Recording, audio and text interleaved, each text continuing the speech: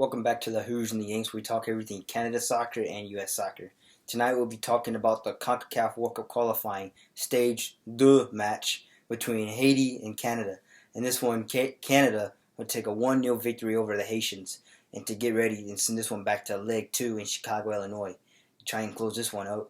And so, starting lineup for Canada included Milan Borjan in keeper, All-Star Johnson, Scott Kennedy, Stephen Victoria, Stefan Escudato, Mark Anthony Kay, Kyle Larin, Alphonso Davies, Jonathan David, Jonathan Osorio, and Richie Larea will all get the starting in the starting 11 for Canada.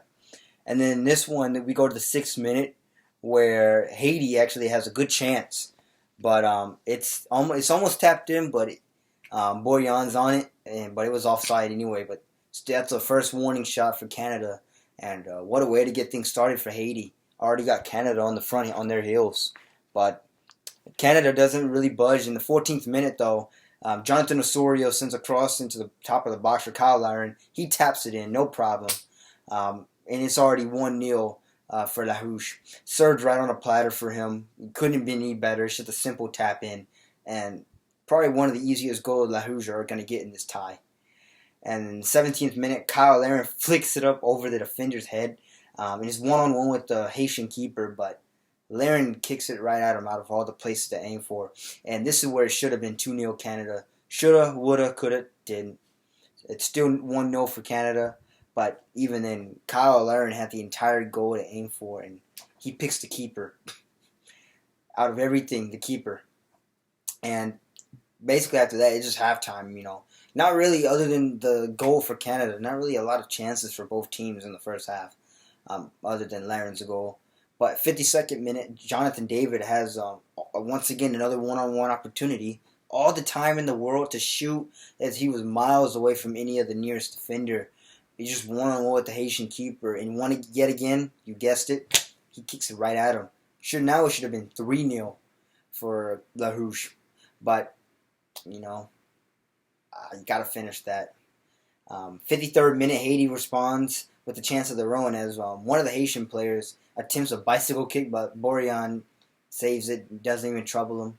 I think he makes the save look a little more difficult than what he actually is, but or easier actually than what we've really seen. But still a decent chance for Haiti, but Borjan covers it, smothers it. It's nothing. 55th to the 60th minute, Haiti would continue to have some great looks from corner kick opportunities, but once again, Canadian keeper Borjan comes up big and smothers him. 63rd minute, Alphonso Davies has a free kick and tries to sneak one past the keeper, but the keeper's all over it. He just tips it over the bar for a Canadian corner kick, which leads to nothing. In the 74th minute, Alphonso Davies sends a Davies to David connection, and but this time David has a look and kicks it right at the keeper. And then in the 90th minute, a free kick for La Rouge is swinging in and is headed back into the mixer, but the Haitian keeper swallows it. Still 1-0 Canada. Now we're in the 5th minute of stoppage time, kind of a last-ditch, last-gasp effort for Haiti. As there's a free kick, they send everybody up. Borjan deals with it easily as you like. Time's up. Game ends. La Rouge tabled this one in Port-au-Prince, 1-0. And that's a brilliant win actually for them, heading back into back to Chicago. And then we go to the stats: 6 shots to 5 for Haiti. They actually win the shot battle. 2 shots to 4. Canada wins on target. 47% to 53% possession. 350 passes to 398. Canada wins the pass accuracy. 80% pass accuracy to 81% by 1%. 16 fouls. Each team had 16 fouls. 3 yellow cards to 2. No red cards. 3 offside to 1. And 6 corners to 4. So the stats say it was pretty even. But other than the stats, Canada could have easily went up 3-0. They could have easily went up this one if they would have just won their chances. Basically, the one-on-one opportunities, you got to finish those if you're gonna, especially against a Haitian team, which can be lethal on the counter. But yeah, they really gotta. Shoulda, woulda, coulda, didn't. Still 1-0. We'll take it. It's a scrappy win. It's a really CONCACAF classic type of away win. It's never easy winning at other opponents' houses in CONCACAF. And so they'll have hopefully they take this 1-0 win as a momentum going back into leg 2 in Chicago. But gritty win, gritty win. You know, they knew it was not going to be easy, of course, going into another opponent's house, but they got the job done. 1-0 is all they needed. And it's an away goal, too. That's important, though. I got to mention about that. The other two, yes, they would have been great. That's another reason why they would have been great. Those one-on-one opportunities. Away goals, there would have been 3-0 on away goals, which means Haiti would have had to score 4 if they wanted to win in Chicago. But nope, that doesn't happen.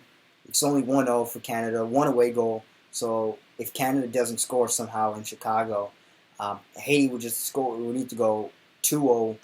They would need to win 2-0 to advance automatically. But 1-1, even if they win in Chicago 1-0, I think it would probably go to penalties. I don't know if it goes to penalties right away. Probably there is extra time. Still trying to know how that works. But hopefully we never find out what that is, because hopefully Canada will get the job done in Chicago. But yeah, other than a gritty win, this is a huge result. And this should be something worth celebrating if you're Canada. As, you know, you're very close to making history. You know, they haven't been to the World Cup since 1986, and it's also been a long time since they broke through to the qualifying rounds in the first place too. So this alone, just getting to the octagon, will just be history, and that's why they're on the verge. They're so close. They just cannot afford to choke against Haiti at home, and just get the job done, Chicago, and you're in the hex. I mean, the octagon, and that would be big. And but yeah, overall, in terms of passing. Everything looked great, you know. Haiti was really both teams. I really saw both teams were really willing to fight. You know, Canada did not park the bus and let Haiti just give it all they got at them. Nor did Haiti park their bus either. Both teams actually attacked each other, which was great to see.